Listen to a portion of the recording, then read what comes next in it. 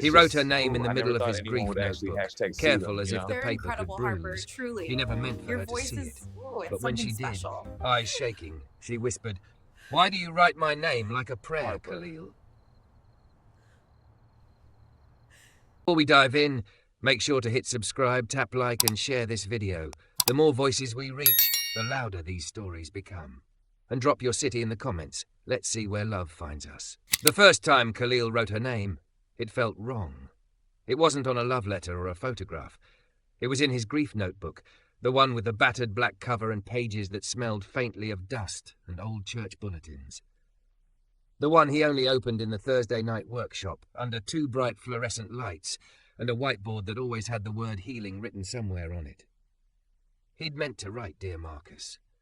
Instead, halfway through a sentence that began, "I still hear your voice," when his pen decided it knew better. The ink slid into different shapes. His hand moved on its own. H. Harper. He didn't even realize it until he traced the curve of the P and felt something in his chest stutter. Harper Lane. Her name sat alone in the center of the page, black and clean, the only thing not trembling in that room. Khalil swallowed and put the cap back on his pen like it might start confessing if he didn't. He stared down at the word, at the way it slanted a little to the right. Careful, not rushed, like a thing you were afraid to touch too hard. He whispered it under his breath before he could stop himself.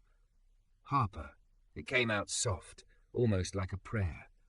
Up ahead, 2 rows in front of him, her chair squeaked. He didn't have to look to know she'd shifted. Somehow he'd learned the sounds she made without meaning to. The rustle of her notebook, the quiet exhale she did before she read something out loud, the clink of her bracelet against the metal arm of the chair when she gestured. He'd noticed her on the first night she came, weeks ago, when she walked into the community centre classroom, like she'd accidentally taken a wrong turn on the way to somewhere fancier.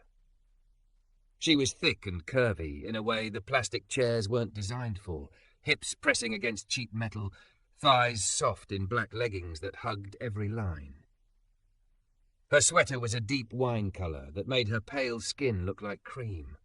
Her hair, messy waves of honey blonde, was twisted up into something that used to be a bun and had given up halfway through. A silver ring rested on a chain around her neck, catching the light when she moved. Her lipstick was the colour of cherries you bit too hard. She looked like she should belong in a glossy magazine instead of under buzzing lights with a styrofoam cup of cheap coffee in her hand. But her eyes were what anchored her to the room, grey-blue and bruised, like she hadn't slept through the night in months. He'd known that look. He saw it in the mirror. Now that same woman was sitting a few feet away, hunched over her own notebook, pen moving fast. Her shoulders were rounded like she was trying to fold in on herself. The sweater stretched across her back. A loose curl had escaped and was hanging against the nape of her neck. He had no right to memorize the shape of that curl, but he did. "Okay," said Melissa, the counselor, her voice gentle but too loud for the way Khalil's nervous system worked these days. "Let's come back together." Chairs scraped, pens clicked. A couple of people sniffed and wiped their faces. Khalil dragged his eyes away from the page like it might burn him if he stared too long. "Who wants to share?" Melissa asked. No one ever wanted to. A few seconds passed, the kind that stretch too long and make you feel like everyone can hear your pulse. And then Harper raised her hand. "I'll go," she said, voice husky around the edges like she'd been crying earlier and hadn't quite recovered. Of course she would go, Khalil thought. She'd read last week too. There was something reckless about the way she shared, like she'd decided either she bled here or she bled alone, and this floor was easier to mop. "Go ahead, Harper," Melissa said. Khalil watched the back of her head, watched the way she shifted, adjusting, the chair protesting. He waited for her to turn just enough so he could see the side of her face. She did, eyes flicking briefly across the room, catching on faces, then on him for half a second. His heart did something stupid, like tripping over its own feet. She looked away. She started reading. "Dear Chloe," she said quietly, "I wish I could say your name without my hands shaking." Her voice cracked on the second word, but she didn't stop. She read about a twin sister who wasn't there anymore, about matching bracelets, late-night calls, the stupid fight they never got to fix, about a text that went unanswered and a phone call from a stranger instead. Khalil's fingers tightened around his pen. Marcus. He thought of his brother, of sirens and the sharp smell of bleach on hospital floors. He felt that familiar pressure in his chest, the one that made it hard to breathe when someone else's loss brushed too close to his. He should have kept his eyes on his notebook. Instead, he watched her. Watched the way her throat worked when she swallowed between sentences. Watched her hands shake when she turned the page and pretended they weren't. She finished, and the room stayed quiet for a moment that felt like it might last forever. "That was brave," Melissa said softly. "Thank you." Harper let out a breath that wasn't quite a laugh. "I don't feel brave," she muttered. "I just feel tired of keeping it locked in my head." Murmurs of agreement moved around the room. Khalil looked down at his own page. Harper Lane. The ink had dried, but the words still felt alive. He traced the letters with his gaze. He could have scratched it out, pretended it was a mistake. Instead, he wrote it again, smaller this time, at the top of the next line. Harper. His hand moved carefully, deliberately, the way it did when he prayed at night and didn't want the words to come out wrong. Melissa's gaze moved around the circle. "Anyone else?" she asked. "It doesn't have to be long." Khalil kept his head down. "Khalil?" she prompted gently. "You haven't shared in a while." He froze. He could feel the weight of the room shift. A few people looked his way. He didn't have to lift his head to feel it. He'd always hated being the center of attention, but grief had made it worse. Being seen felt like being flayed. "I'm good," he said quietly. There was a pause. He heard Melissa inhale, heard the softness creep into her tone. "You know there's no pressure here, but sometimes the thing you're most afraid to say—" "I said I'm good," he repeated, sharper than he meant to. Silence dropped like a stone. Even Harper's pen stopped scratching. Guilt twisted in his stomach almost immediately. Melissa nodded slowly, hands resting in her lap. "Okay, thanks for being here," she said. "That counts too." He exhaled, shoulders sagging. His pulse thudded in his ears. He risked a glance up and met Harper's eyes. She was turned half toward him, notebook closed, arms resting on it. Up close, even across the room, he could see how red the rims of her eyes were. Her gaze wasn't pitying, and it wasn't curious. It was understanding. Like she recognized the exact way his jaw tightened when he swallowed words back down. He looked away first. The session wound down. People chatted quietly as they gathered their things. The scraping of chairs and the rustle of coats filled the room. Khalil shoved his notebook into his backpack, like he could bury what he'd written if it wasn't visible. He should have left. He usually did. Straight out, nod to Melissa, walk home, take the long way to avoid the corner where the accident had happened. But his hands felt unsteady, like his body hadn't caught up with the part of his brain that was already halfway down the street. He spent too long zipping his bag. By the time he swung it over his shoulder, most people had already gone. Except Harper.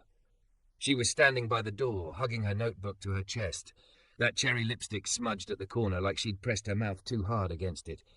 Up close, she was even more. There. Soft curves, full hips, breasts pressing gently against the knit of her sweater, thighs strong under those black leggings. She smelled like vanilla and something faintly citrus. "Hey," she said. Khalil's throat went dry. "Hey." She nodded toward his bag. You always bolt right after?" He shrugged. "Usually. Why'd you stay this time?" He hadn't realized he had. He hesitated, then gave the only honest answer he had. "Hands weren't listening to me, I guess." That made her mouth twitch, a small, tired smile. "Yeah," she said. "Mine don't either. That's sort of why I'm here. My head and my hands keep lying to each other." She shifted her notebook, the silver ring on her chain catching the light. "I liked what you didn't say," she blurted, then winced, like she'd only heard it after it left her mouth. "God," that sounded weird. "I just mean, you don't talk much, but when you do, it's real. Even when it's just, I'm good, and clearly you're not." He huffed a breath that was almost a laugh. "Is that your nice way of calling me out?" "It's my way of saying." She inhaled, eyes flicking up to his. "I get it. I spent months telling people I was fine. Then one day my sister's name came out of me in the grocery store aisle, and I cried into a box of cereal." The image startled a real smile out of him before he could stop it. "What kind?" She blinked. "What kind of—" "Cereal," he said. If you're going to cry into something, details matter. Her lips parted, then that smile spread, slow and genuine, softening the grief in her face. Cinnamon squares, she said, family size. Very tragic scene. Sounds cinematic, he murmured. For a second, the heaviness between them lightened. She glanced at his bag. You write a lot? He looked down, fingers tightening on the strap. Inside, on the page, her name sat there twice, black and certain. He thought of the way it had felt to write it, the way his chest had eased for one heartbeat. Sometimes, he said. Maybe someday you'll read something, she said, voice going quiet again. I'd like to hear it. She looked like she might take it back, but she didn't. His answer got stuck behind the sudden rush of wanting. Not romantic. He wouldn't let himself call it that yet. Just wanting to give her something when so much had been taken. He swallowed. Careful. Maybe, he said. Someday. She nodded, like she understood that someday was the bravest timeline he could manage. See you next week, Khalil, she said, turning to go. He watched her walk down the hallway, the sway of her hips, the messy twist of hair coming loose, the way she wiped the corner of her eye with the back of her hand when she thought no one was looking. When the door shut behind her, he opened his notebook with hands that weren't quite steady. On the next blank line, he wrote it again. Her name, slow and neat, letters pressed into the paper like they mattered. Harper Lane. He whispered it once more, a breath barely audible in the empty room. Careful. Certain. Like a prayer he hadn't learned the words to yet, but somehow already knew by heart. The next Thursday, Khalil wrote her name before the session even started. He was early. Too early. The community centre hallways still smelled like bleach and spaghetti from whatever kids' program had just ended. The room was half dark, only one row of fluorescent lights buzzing to life while the others flickered lazily, deciding whether they wanted to join in.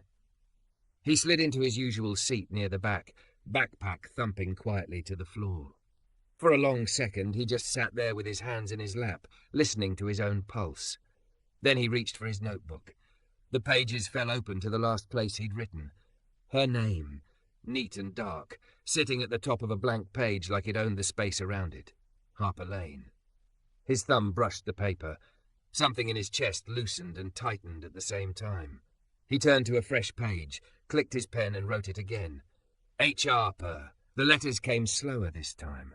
Deliberate. The little hook on the R at the end, the way the H always came out slightly crooked. He pressed just enough to leave an indentation beneath the ink, like he wanted the shape to exist even if the page got wet and the line blurred. Okay, he murmured under his breath, almost like he was telling his own nerves to sit down and behave. Just, right, it's just a name. But it wasn't just anything, and his body knew it. The door opened. Her laugh, soft but real, floated in ahead of her. Khalil's hand stilled on the page. Harper walked in with her oversized tote bag sliding down her shoulder, massive coffee cup clutched in one hand, hair even messier than last week. A handful of curls had escaped to frame her face, brushing against her jaw. She was in black leggings again, a short black skirt layered over them, and a deep green wrap top that hugged her curves and dipped just enough at the neckline that his brain had to send his eyes a very firm, "We're not lingering there" memo. Her hips swayed gently as she walked, the movements unconsciously confident, even under the weight of grief. The room felt smaller when she entered, somehow both heavier and lighter. She scanned the chairs, saw him, and smiled like he was a familiar song on a playlist she didn't expect. "You're early," she said, walking over instead of taking her usual seat up front. "Couldn't sleep," he replied before he could come up with something less naked. "Figured I'd bother the fluorescent lights instead of my ceiling." She huffed a gentle laugh, setting her coffee on the desk beside him. The scent of cinnamon and vanilla drifted out.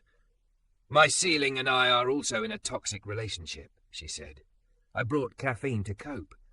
"Hit me with that brand name grief management," he said, nodding toward her cup. "What's that?" "Cinnamon latte with an extra shot," she said, very on theme considering the cereal trauma. He smiled, the memory of her story softening the tightness in his chest. "You really cried in the cereal aisle?" Her cheeks pinked, but her eyes glinted. Full meltdown. Some kid asked me if I was okay, and I told him they discontinued my happiness. His mom steered him away very fast. He laughed, shoulders shaking, the sound startling in the empty room. It felt almost disloyal to laugh that hard in a place where so much brokenness hung in the air. But it also felt good. She watched him for a moment, like she was carefully memorizing what he looked like, less sad. "You want a sip?" she offered, nudging the cup toward him. "Swear I don't have cooties, just insomnia." He hesitated. Something about sharing a drink felt strangely intimate, but her eyes were earnest, not flirty, like she just didn't want to be drinking alone. He took the cup, fingers brushing her knuckles. His heart hiccuped.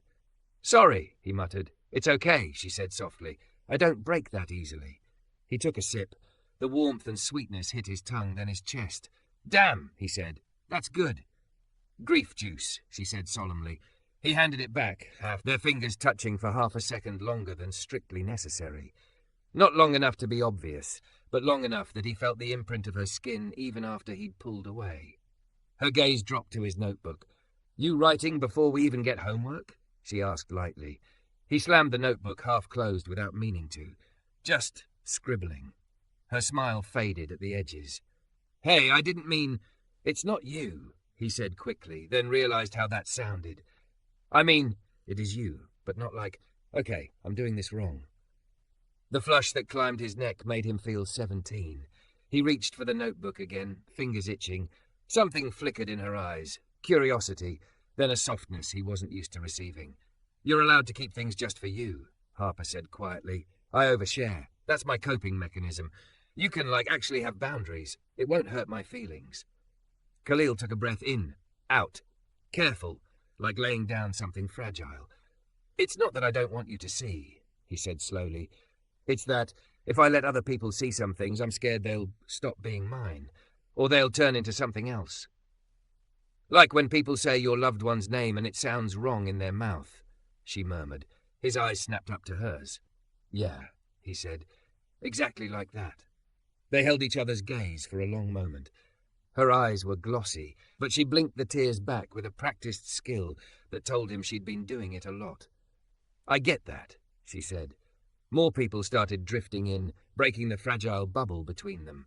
She gave him one last small smile and drifted back to her usual seat near the front. Khalil stared at his notebook. He hadn't meant to, but somewhere in that conversation his pen had moved again. Her name was there, tucked in the corner of the page, smaller this time. The last R, looped into another word he hadn't realized he'd written. Harper. Stay. His stomach flipped. He put a line through the stay, but left her name untouched. The session started. Melissa talked about letters of release and symbolic goodbyes. People read. Stories about hospital monitors going flat, about wedding anniversaries spent alone, about the way someone's shoe was still under the bed months later. Khalil tried to focus. He really did. But every time Harper shifted, every time she sniffed and wiped her nose with the back of her hand, his attention slid her way. When Melissa asked for volunteers, Harper shook her head this time. "Not today," she said softly. Something about that tugged at him harder than her reading ever did.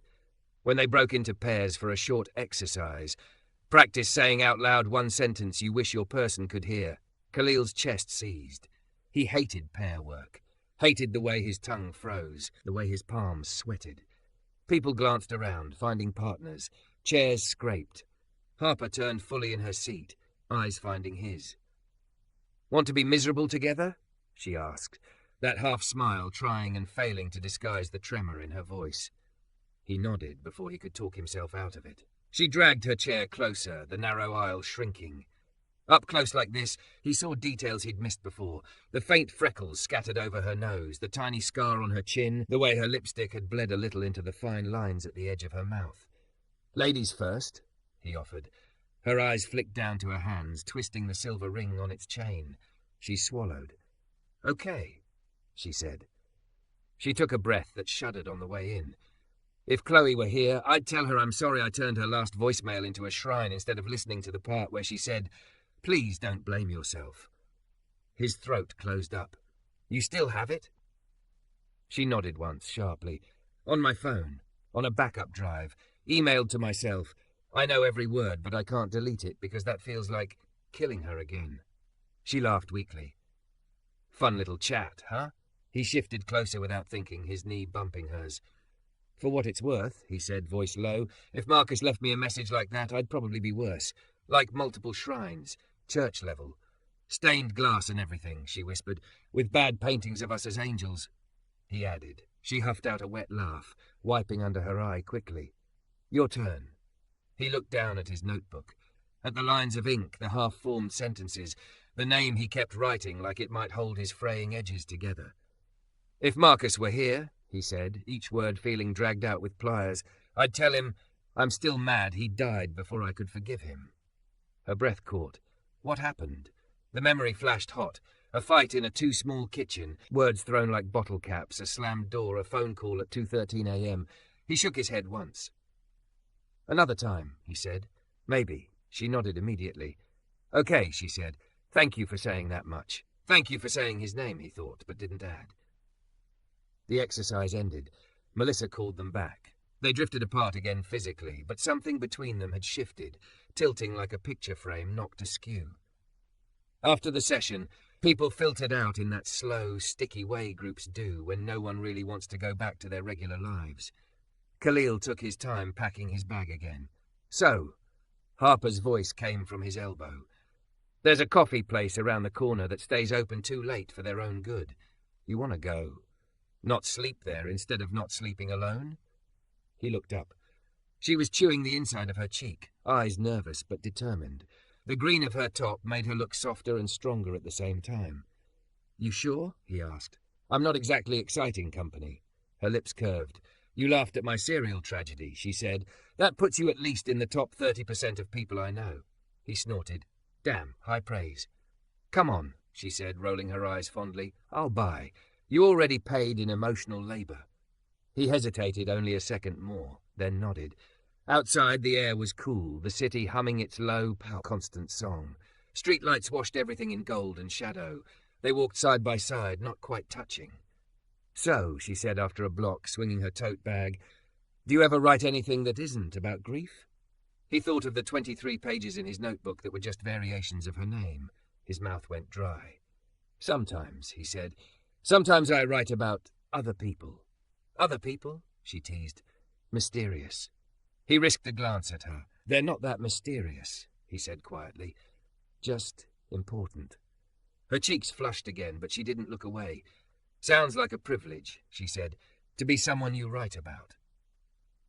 They reached the coffee shop, warm light spilling out of tall windows, the smell of espresso and baked sugar wrapping around them the second they stepped inside. They ordered. She added extra cinnamon for both of them. They took a corner table, tucked away from the door, where the noise of the milk steamer and low music made the space feel safe. Her phone buzzed once on the table.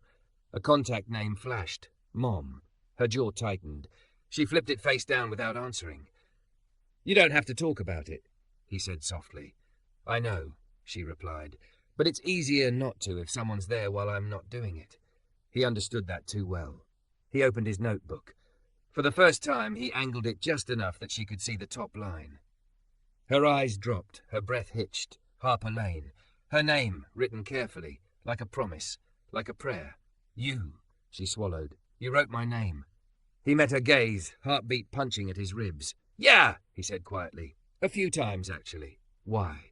She asked, voice barely above a whisper.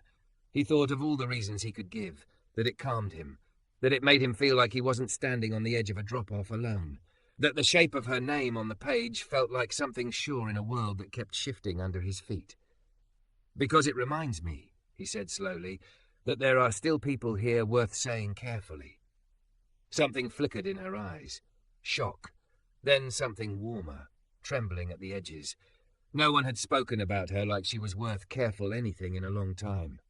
Her fingers brushed the page, just barely tracing the letters without touching them directly. Then, almost shyly, she turned the notebook slightly more toward herself. Would you? She hesitated, breath shaking out. Would you write Chloe's name too? Just once. So it's not just me.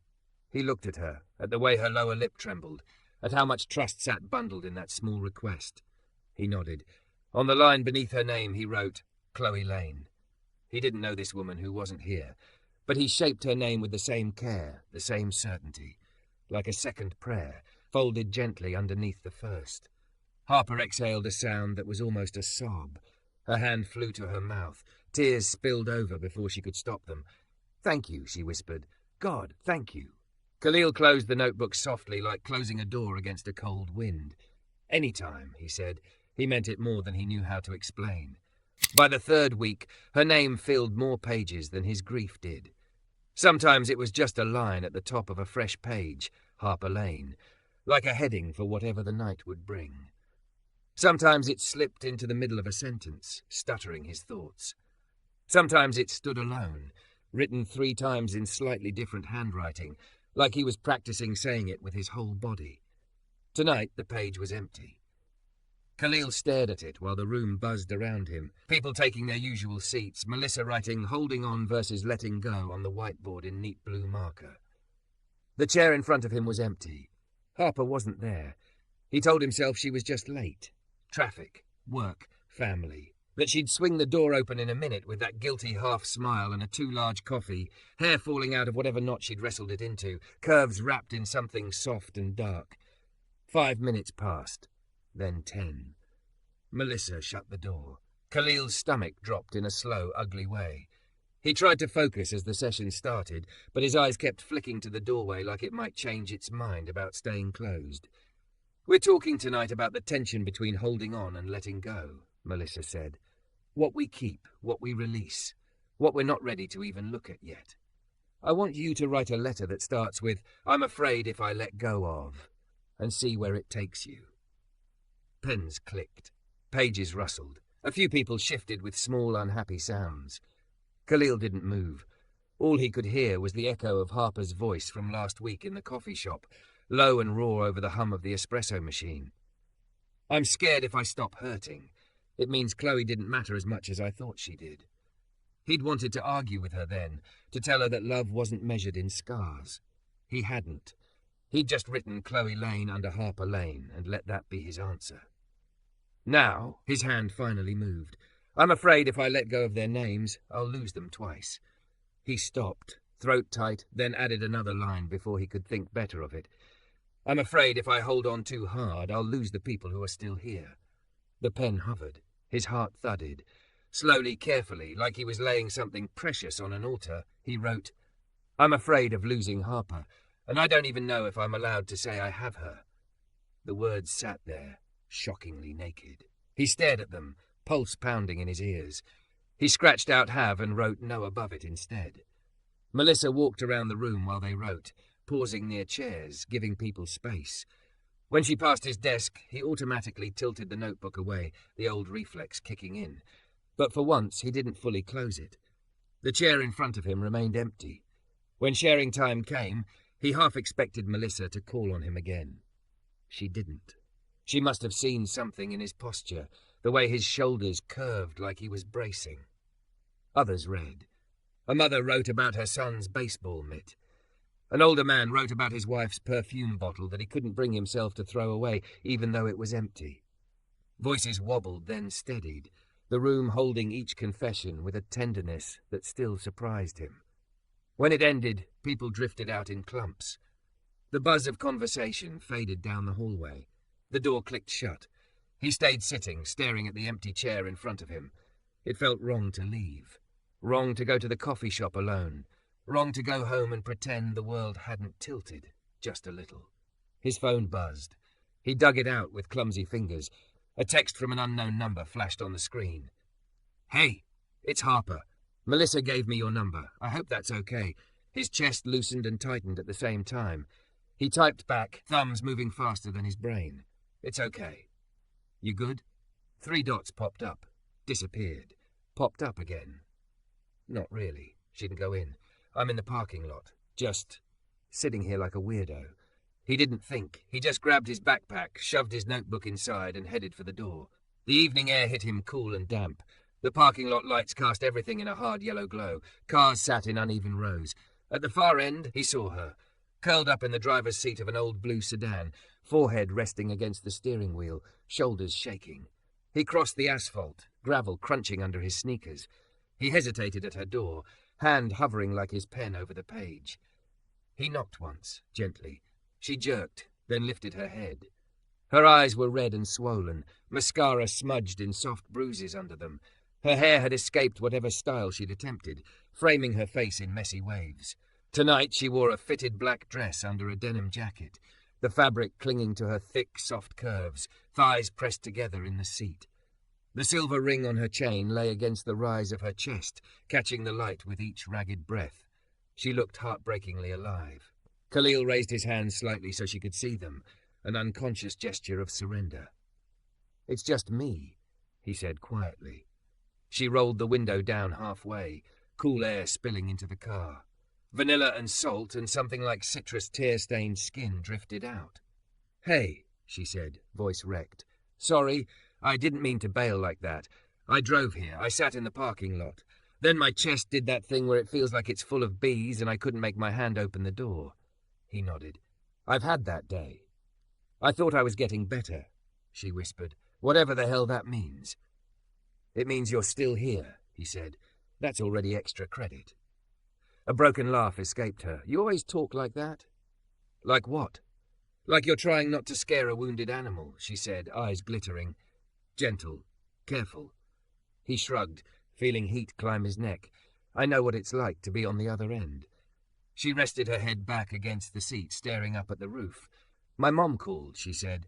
"She said Chloe's birthday is next week, and maybe we should do something cheerful to celebrate her life. Like a brunch, with balloons." Her mouth twisted. I hung up on her. Khalil leaned his forearms on the open window frame, careful not to crowd her. "You don't want to?" "I don't want to pretend," she whispered. "I don't want to put on a dress and smile politely while people tell me she's in a better place and God needed another angel when all I needed was my sister not to be dead in a stupid car crash." Her voice rose, then broke. "I don't want to keep being the sad twin, the one who lived. I don't." She shook her head, tears spilling. "I don't know how to be anything else." He wished he could reach in and unhook the pain from her ribs. Instead, he did the only thing he knew how to do. He opened his backpack, pulled out his notebook, and flipped to the page from tonight.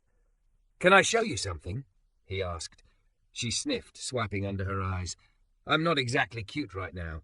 "You're allowed to cry and still read," he said softly. "Those things aren't mutually exclusive."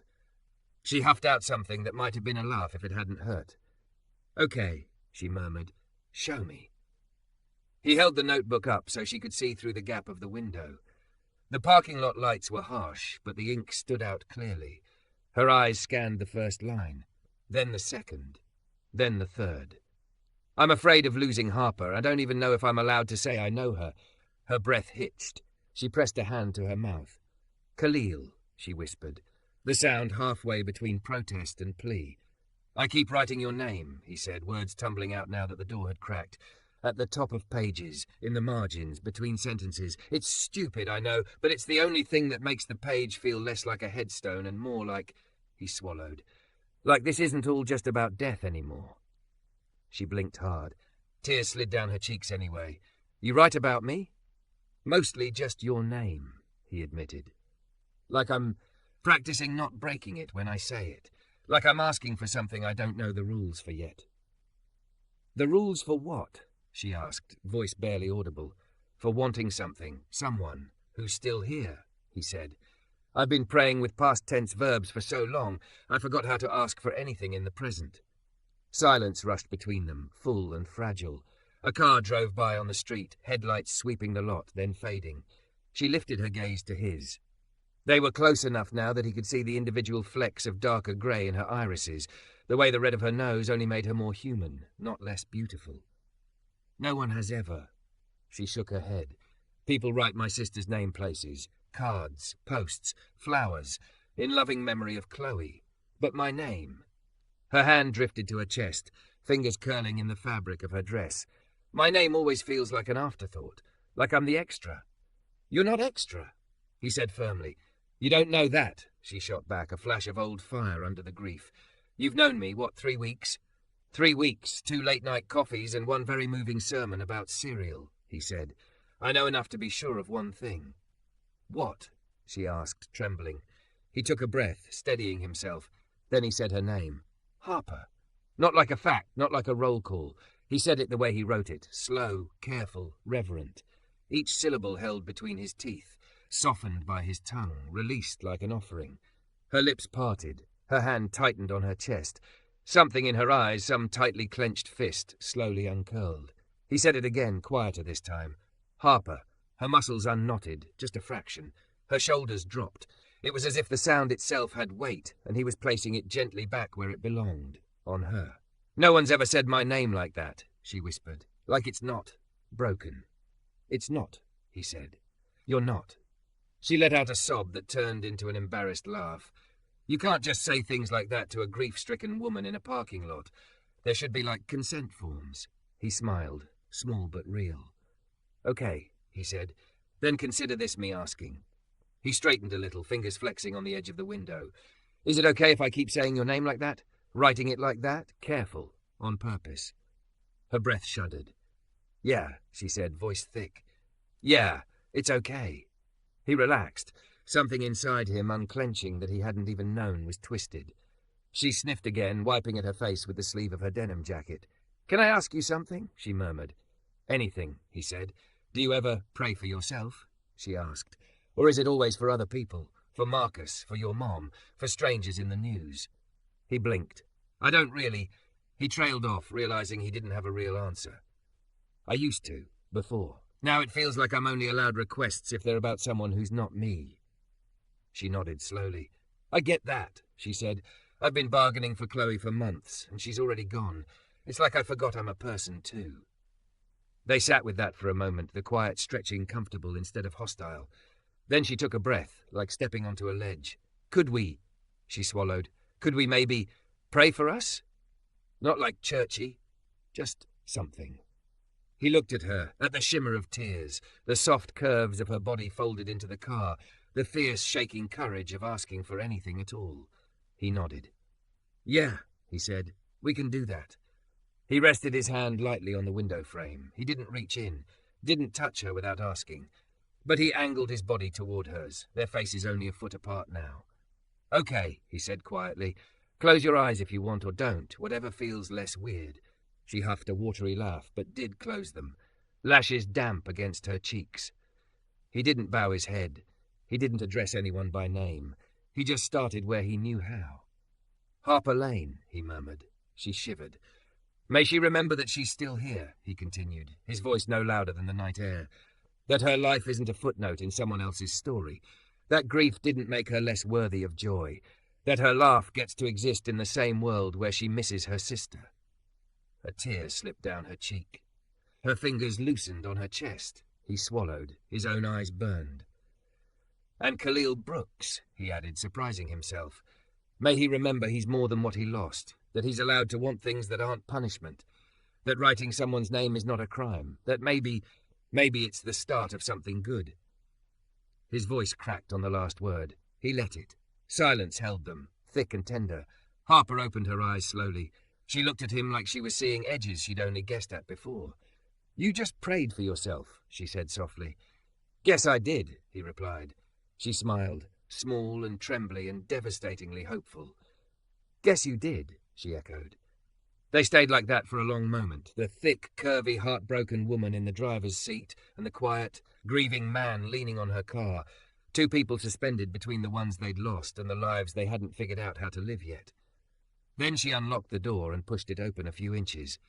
Do you want to sit? She asked. Just for a bit. No coffee, no group, just breathe the same air and not be okay together. He hesitated only long enough to check his own heartbeat, make sure it wasn't going to explode. Then he nodded. He slid into the passenger seat, the small space suddenly full of shared warmth, of the soft brush of her hip against his thigh when she shifted, of the rustle of her dress as she pulled her legs up under her. They didn't touch hands, not yet. But their shoulders rested close, almost but not quite touching, the heat between them a quiet promise. Harper leaned her head back against the seat and closed her eyes. Say it again, she murmured. What? He asked. My name, she whispered. Just once more. He looked at her, the vulnerable tilt of her chin, at the way her mouth softened with trust. He did. Harper, he said, whispered, careful, certain. Not a plea this time, but a beginning.